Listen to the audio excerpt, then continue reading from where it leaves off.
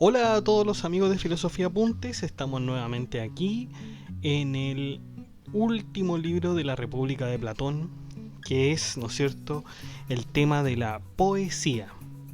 Anteriormente habíamos visto la concepción del tirano, de los placeres del tirano, y ahora vamos a pasar a algo totalmente, pero totalmente distinto, que es el tema de la poesía.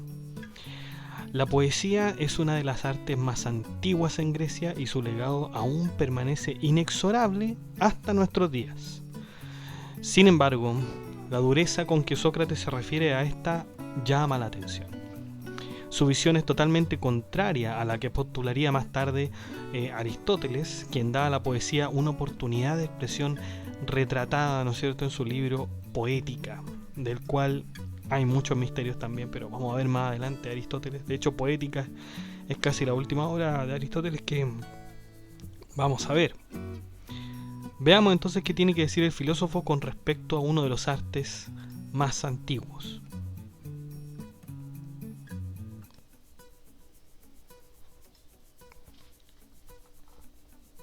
Tenemos entonces a Sócrates y a Glaucón conversando. Desde el principio, ¿no es cierto?, Sócrates rechaza la poesía imitativa debido a su lejana proximidad con la realidad. Tengamos en cuenta que si queremos deleitarnos con algún arte, este debe ser el que posea como cualidad el bien en sí mismo, puesto que la imitación es solo un alcance a la realidad y no la realidad en sí misma.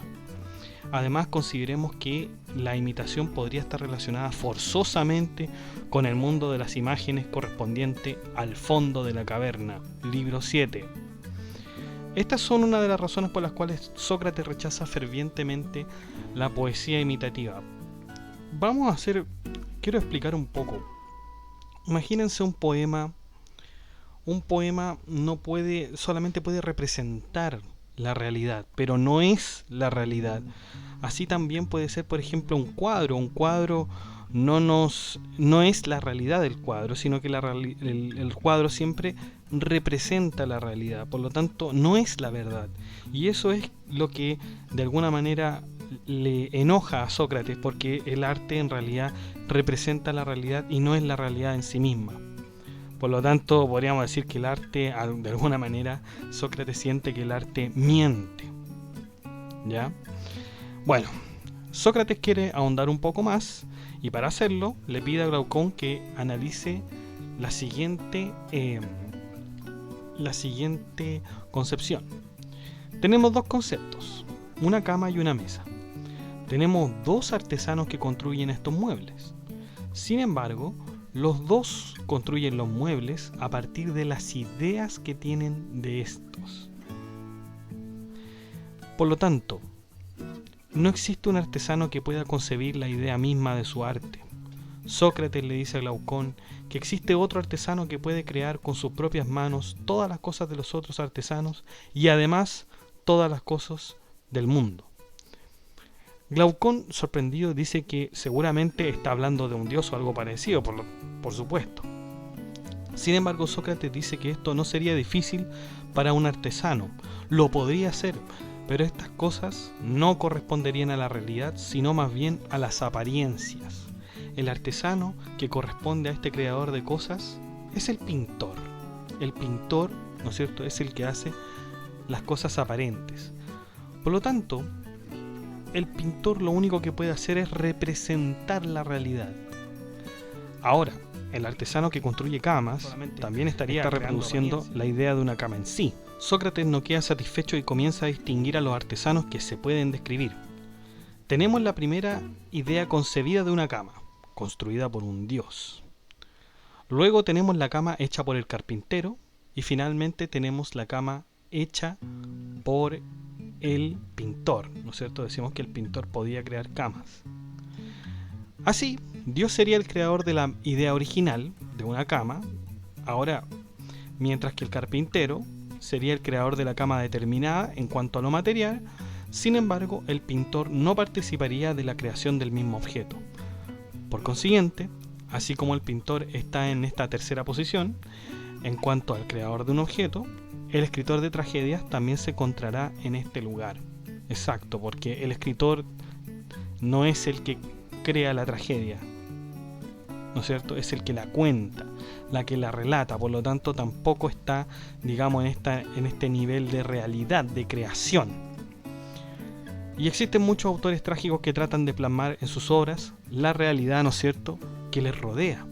Unos, por ejemplo, van más allá de ellas e inventan sus propias historias o fábulas, y otros se encargan de describir la realidad de un pasado, como lo hizo Homero en la Ilíada, y la Odisea. Obras, ¿no es cierto?, cúlmines del pensamiento, o más bien de la literatura griega. No obstante, los poetas como Homero no son reconocidos por la guerra ni por la medicina, sino que por sus escritos, ya que él trata de imitar la guerra y trata de imitar al medio con sus obras. Entonces el poeta solo sería un relator de cosas en apariencia y no de la realidad. Por otra parte, si el poeta quisiera ser reconocido por tales disciplinas, tendría que saber un poco más de ellos, ¿no es cierto?, de aquellas artes y de los objetos reales. Por ejemplo, la verdadera descripción de la guerra tendría que saber. De esta forma, los poetas también estarían considerados en la tercera categoría, igual que el pintor. Solo pueden tratar la realidad de forma aparente, sin la necesidad de saber si son realmente los hechos o los objetos de los que están hablando. Entonces se desprende que cada objeto tiene tres artes distintas: el saber utilizarlo, el saber fabricarlo y el saber imitarlo. El primero será quien diga al fabricante cómo debe diseñarlo, es decir, el que sabe utilizarlo, ya que es él quien conoce el buen y el mal uso de dicho objeto. Luego tenemos al fabricante de objetos, que sabe de las características adecuadas que debe tener dicho objeto, puesto que la persona que lo usa le cuenta cómo le puede hacer de mejor manera. Por último tenemos al imitador, quien no necesariamente debe saber de un objeto para retratarlo, sino que solo lo construye en apariencia, en imágenes. Por lo tanto, la imitación estaría 3 veces alejada de la verdad, porque solamente se puede tener, ¿no es cierto?, este último escaño, ¿no es cierto?, esta última posición, que es el saber imitarlo.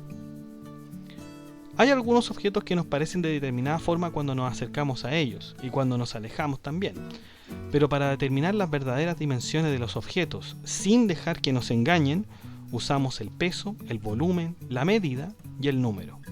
Por lo tanto, tenemos 2 impresiones, por decirlo de alguna manera. Una que nos da la percepción a simple vista en relación a la distancia con la que vemos un objeto, y otra que tiene que ver con la medición de todas sus características.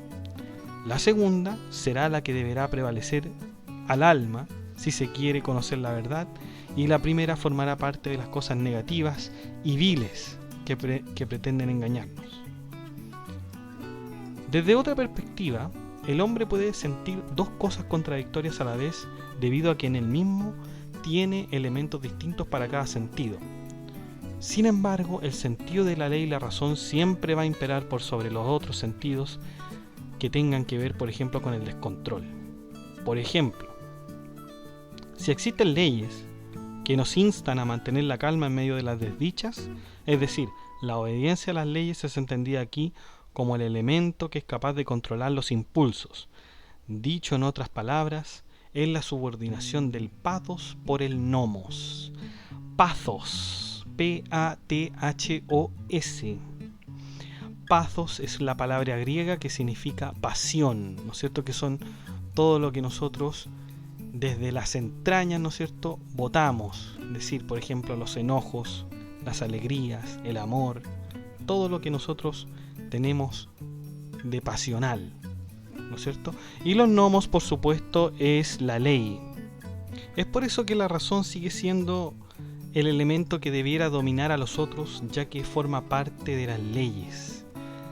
De la misma forma, como se debe obedecer a la razón en las cuestiones del alma, se debe obedecer a las leyes en cuanto a las cuestiones de la ciudad. Es así que la razón y las leyes nos dan por consiguiente el elemento reflexivo, el cual no se puede imitar, mientras que el pathos, ¿no es cierto?, que sería el elemento irritante e irreflexivo, sí se puede imitar. Por eso Sócrates acusa a los poetas imitativos de corromper la ciudad, porque ellos son los que tienen cercanía con el elemento imitativo y aparente.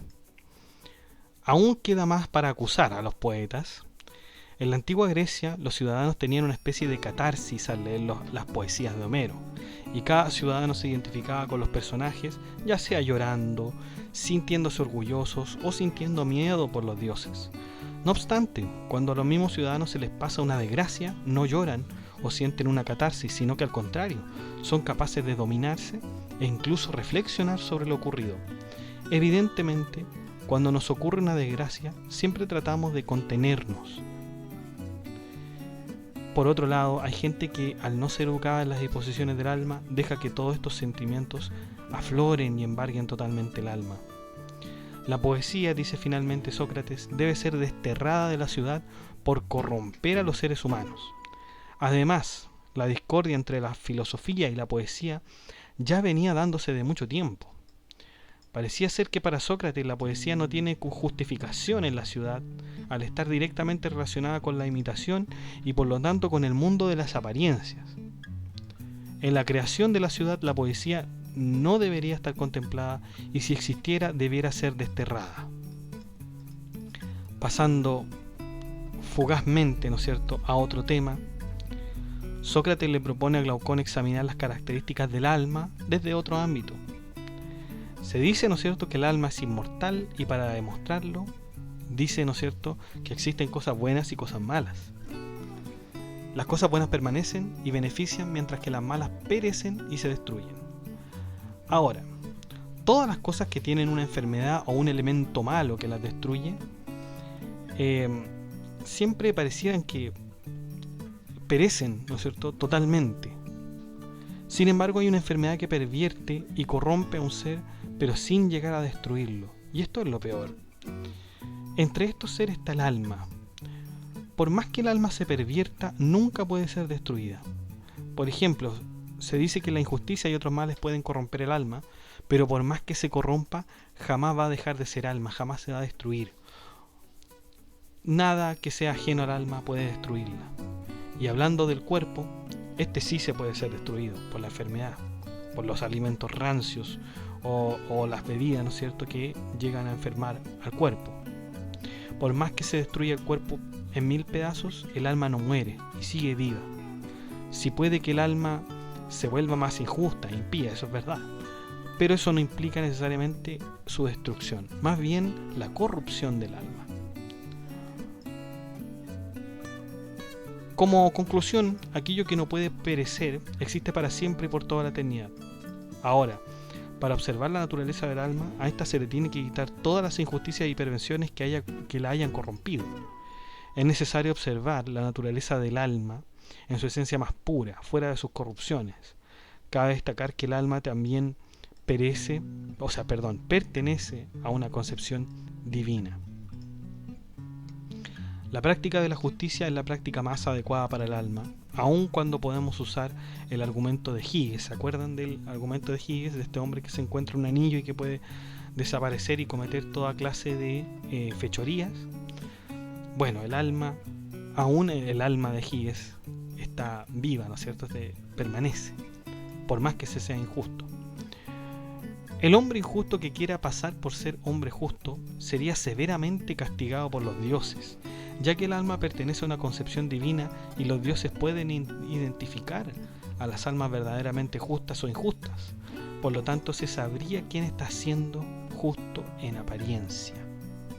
Por lo tanto, este otro argumento, habíamos dejado zanjado el argumento de la justicia, pero aquí pareciera ser que Sócrates recuerda algo más sobre la justicia y nos da este argumento que es más bien religioso, y dice que, bueno, el que es injusto pasará, ¿no es cierto?, a estar en el Hades, en el inframundo de los griegos. Para explicar la vida después de la muerte, Sócrates relata el mito de hijo de Armenio. Veamos de qué se trata este mito.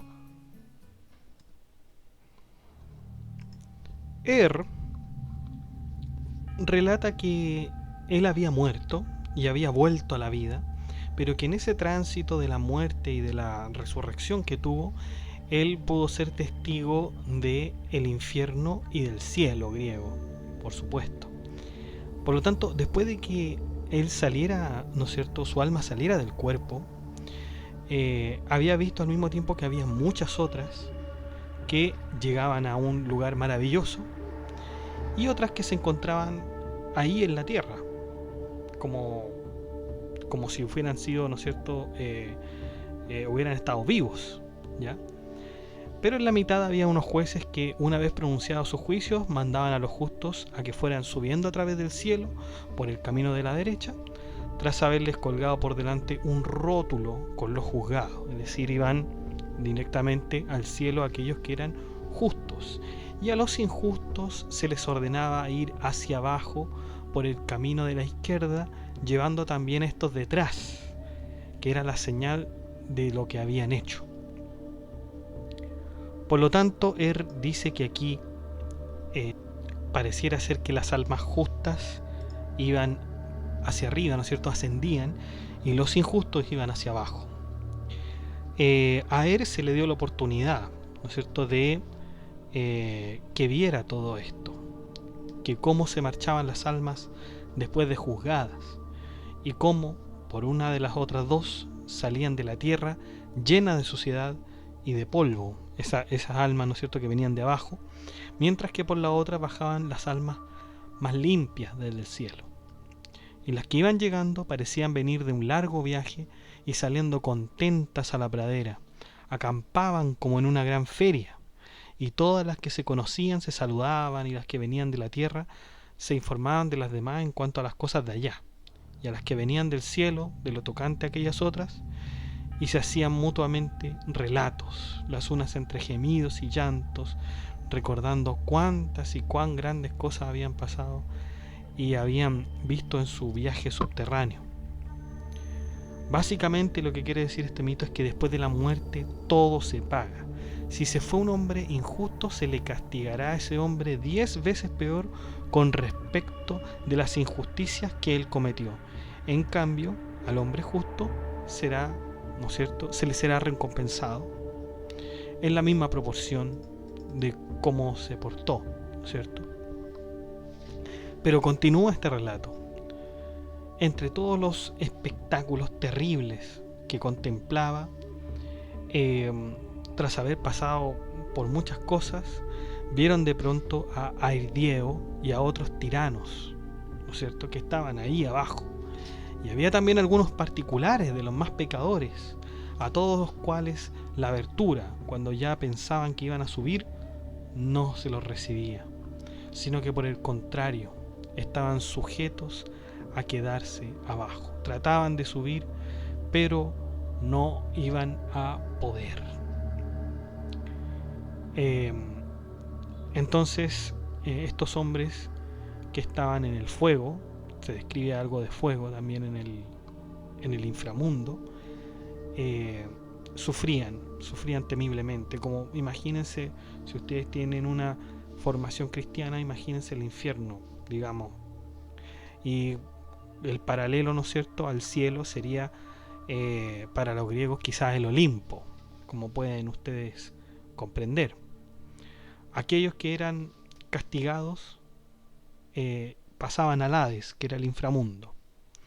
Y cuando se pone a describir ese universo, ¿no es cierto?, de Hades, donde está Hades, es terrible, es terrible.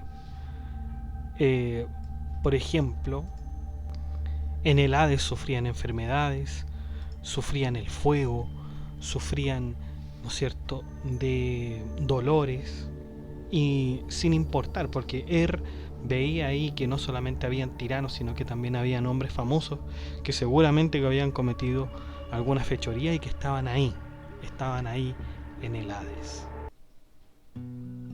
Y bueno, si tuviéramos que decir una moraleja para este mito, tendríamos que decir que finalmente el hombre injusto no solamente tiene desgracias y no conviene serlo en esta vida, sino que tampoco conviene serlo en la otra. Por lo tanto, el hombre justo gana por todos lados. No hay nada que hacer.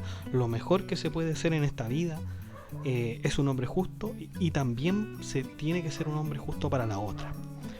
Por lo tanto, esto ha sido el mito de Er, y con esto terminamos el libro 10 de la República de Platón. Bueno, chicos, y esto ha sido todo. Esto fue la República de Platón. Bueno, es dura la perspectiva que tiene Sócrates hacia la poesía, considerando que esta debe estar fuera de la ciudad. Ya sabemos que Aristóteles será quien rescate la poesía de la censura total que Platón hace, bueno, en esta excelsa obra de todas maneras. Por otro lado, es interesante ver la concepción que Platón tiene de la muerte y sobre las cosas que pasan en el Hades y el Tártaro. Mucha similitud tiene esta perspectiva cultural de la vida después de la muerte, que seguramente los cristianos quizás tomarán para explicar lo que compete a su aspecto. ¿Ya? Muchas gracias por todo, que estén bien, nos vemos en otro apunte, ya no con la República, pero sí será con otro texto de Platón. Muchas gracias, que estén bien, den like, comenten, suscríbanse y cuídense.